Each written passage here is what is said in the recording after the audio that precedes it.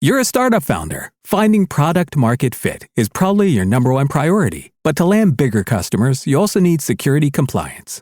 Obtaining your SOC 2 or ISO 27001 certification can open those big doors, but they take time and energy, pulling you away from building and shipping. That's where Vanta comes in. Vanta is the all-in-one compliance solution helping startups get audit ready and build a strong security foundation quickly and painlessly. Vanta automates the manual security tasks that slow you down, helping you streamline your audit. The platform connects you with trusted experts to build your program, auditors to get you through audits quickly, and a marketplace for essentials like pen testing. So whether you're closing your first deal or gearing up for growth, Vanta makes compliance easy. Join over 8,000 companies, including Y Combinator and Techstar startups who trust Vanta. For a limited time, get $1,000 off Vanta at vanta.com/simplify. That's VANTA.com/simplify for $1,000 off. The Agile brand.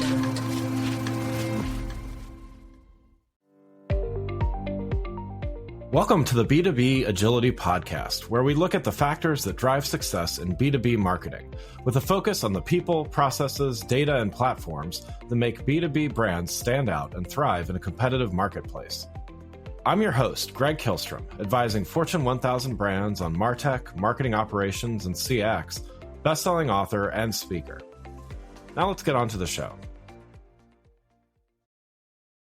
In a world of fleeting attention spans and oversaturated markets, how can brands truly stand out and build loyalty that lasts, even when it comes to something as overlooked as board meetings? Today, we're joined by Allison Capaldi, Senior Content Manager, and Robert Wolfe, founder of Zeck. Together, they've built not one, but three successful brands, including Moosejaw, which sold to Walmart, and CrowdRise, which sold to GoFundMe. And now they're revolutionizing the ways companies approach board meetings with Zeck, while continuing to push the boundaries of what it means to build a memorable and lasting brand. Welcome to the show, Allison and Robert. Hey, thank you. Thank you. Yeah, looking forward to talking about all this with you. Before we dive in, though, why don't you both share a little bit more about your backgrounds and what led you to launch Zeck? I have worked with Robert for many, many moons now. I think 2002 is when we started working together at Moosejaw in a corner, little tiny office baked into a retail space where we decided to try to make everything about backpacking, climbing, being outdoors fun and not just a serious, going on a hiking trip. It was more about fun.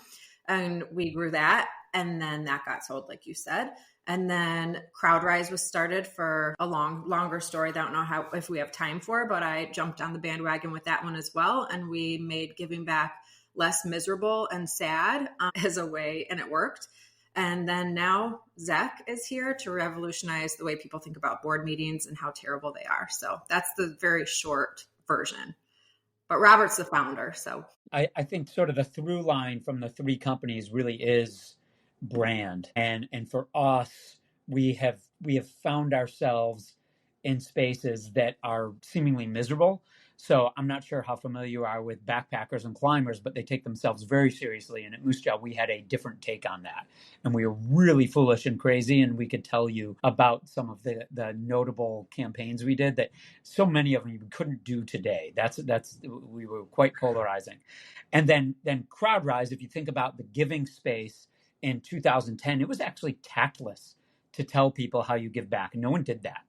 And our idea was, if we can figure out a way to make it fun and people actually enjoyed giving back, then people would raise more money for the causes they cared about. And now you can't scroll on social for more than 10 seconds without seeing how someone gives to cause. Right. And then with Zeck, we sort of fell into this place where there is nothing more burdensome and painstaking than the board meeting for any company or nonprofit. So we thought, okay, if we can take some of the lessons that we learned at Moosejaw and CrowdRise and apply them to this new space and actually make board meetings more interesting and valuable and really eliminate the sort of natural antagonism between the leadership teams and the board, then we will have done something special and notable. So that's sort of how we got into all of this. Yeah, and I will confess I've sat through a few board meetings that could probably have served as inspiration for you. So yeah, they're the worst. to Right. do that. So and let's start there. So, it's not board meetings it's one of those necessary, let's call it eye roll kind of thing. Sometimes I'm sure, great things have happened in some board meetings, but to your point, there's a lot of wasted time and potential in them. And, they're not necessarily associated with innovation or branding or any of these things. So you touched a little bit on this, but, what inspired you to focus there and revolutionize the space with Zeck? Really from our own personal experience. So at both Moosejaw and CrowdRise, we had real boards, right? So you mentioned Moosejaw was acquired by Walmart, and at CrowdRise, we had these very famous board members, right? And our team would spend 100 hours putting a bad presentation together. We would send it to the board. They couldn't read it on their phone because you can't read a slide deck on your phone. And the worst part was everyone would prepare for this grandiose board meeting, and we'd get into the room and quite literally reread our board deck that they had already read. We genuinely thought we were the only ones who were bad at it. It wasn't until after our companies were acquired and we sort of got out there in the world did we realize this angst was universal. And so we sort of set down the path to try and solve it. When we launched, the board meetings are very serious. Security is table stakes. And we thought, okay, we are in the business of creating really microsites. It's a software for our customers. So we didn't go down the path of making it fun or trying to brand it for Zeck from the get-go because we thought it was too risky for these very serious meetings. It wasn't until after we started having this rapport with customers that we thought, okay, we can start pressing this a little bit.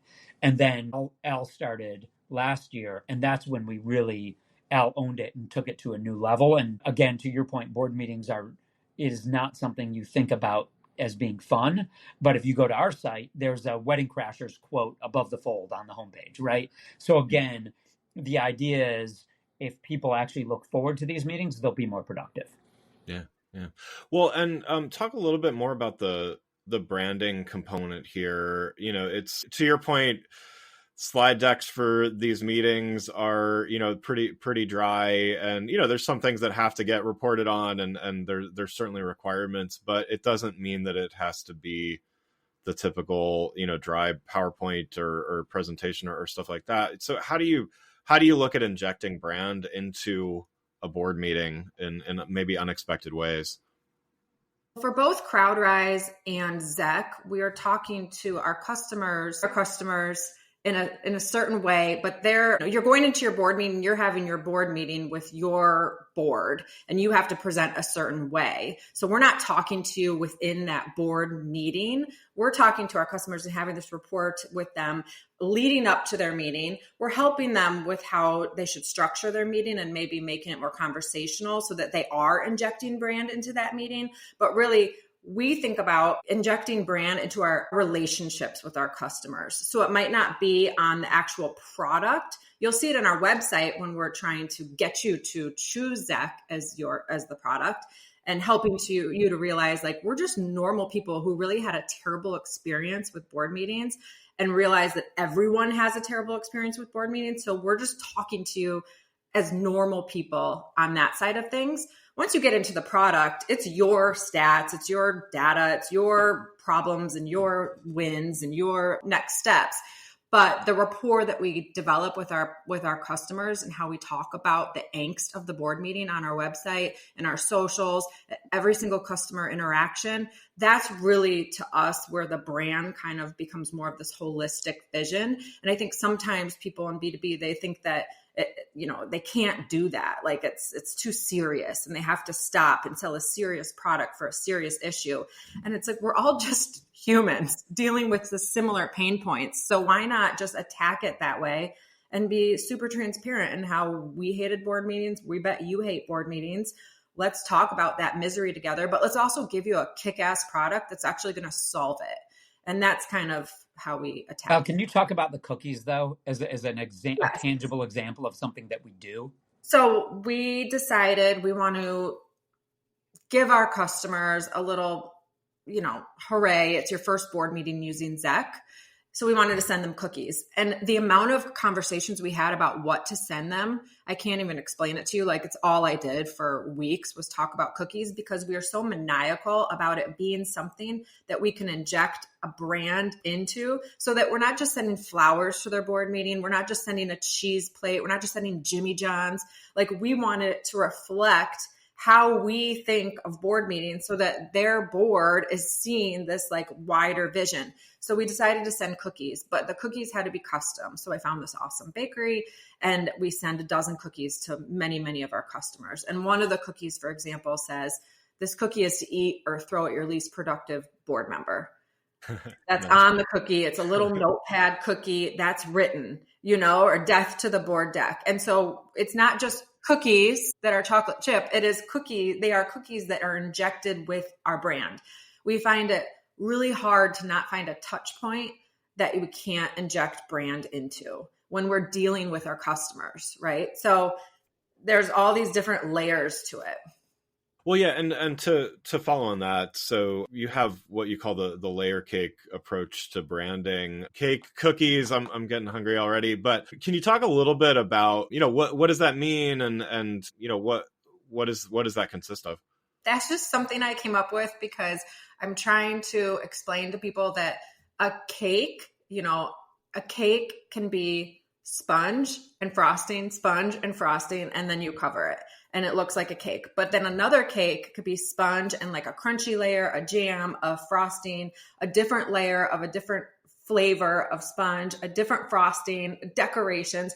And from the outside, they look like two similar cakes. But when you cut into them, there are so many layers. And I think that a lot of people get stuck with branding just being very one note and thinking that you have a fun logo. You say a quirky thing instead of sincerely. You might say something like, have the best day. And branding stops at this very vanilla and chocolate cake. I love baking shows. They relax me. So that's why I think about it that way. But when you cut open an equally beautiful looking cake, it's so much better when it's layered with all these different touch points, which is cookies is like one of the layers, right? So it's just talking about that just to me explains the difference between kind of one note brand marketing and then a really like more holistic approach to marketing.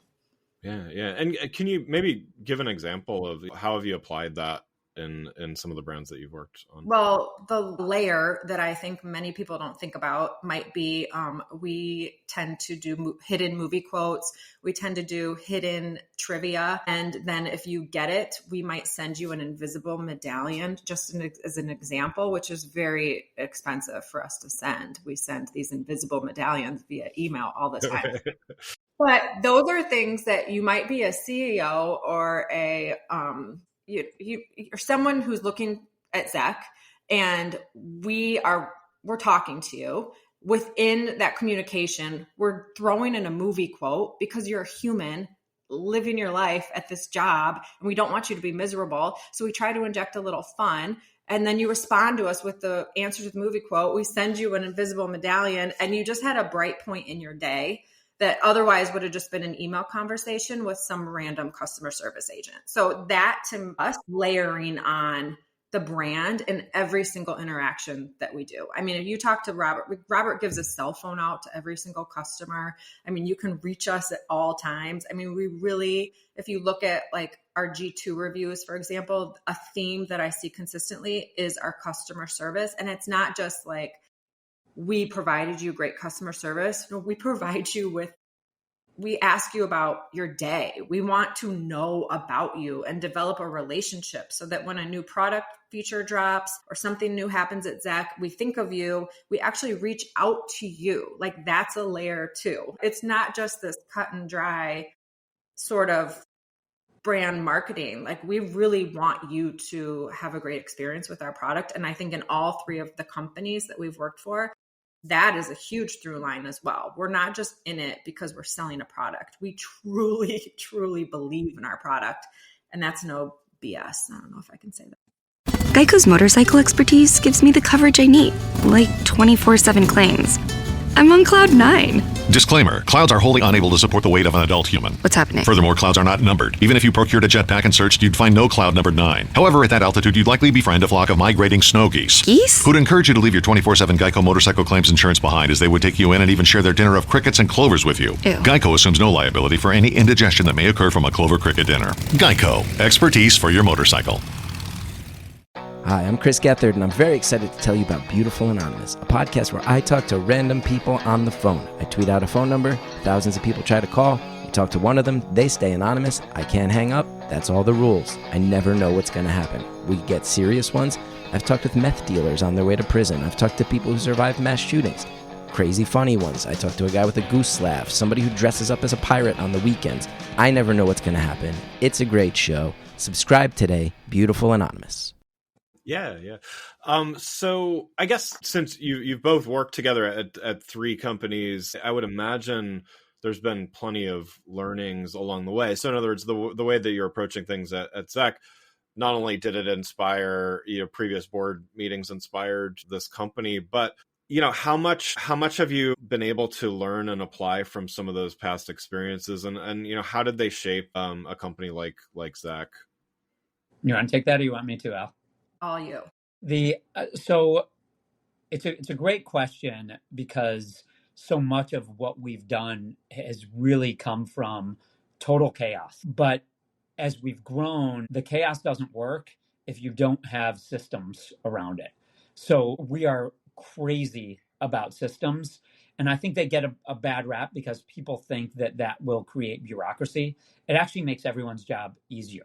So whether we're doing branded posts on LinkedIn or communicating with our customers via Slack or via email, there is a system behind everything.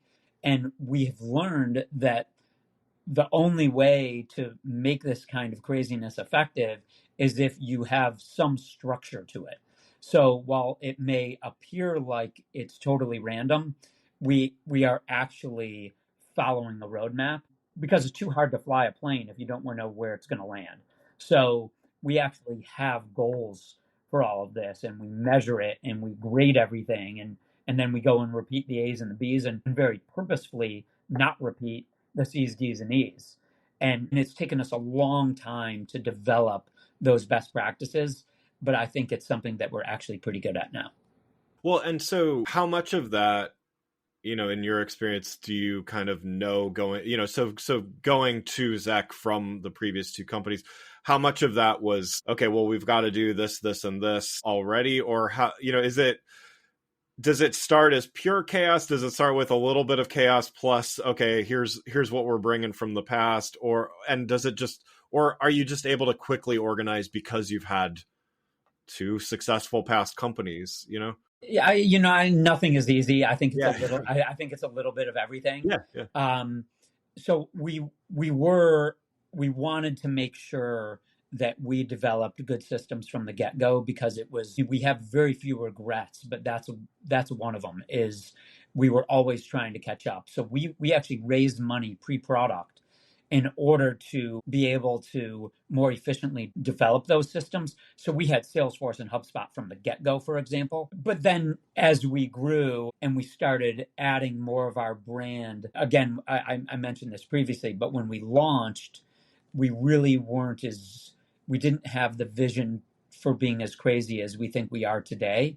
And it was really driven by our customers. So as we started communicating with them, just more naturally, we realized, okay, we don't have to take ourselves so seriously, even though we are in a very serious space. And that's definitely resonated. But again, as you grow, when there's 3 people at the company, it's fine. You don't need them. When there's 30 and then 300, you have to have those systems in place or it just doesn't work.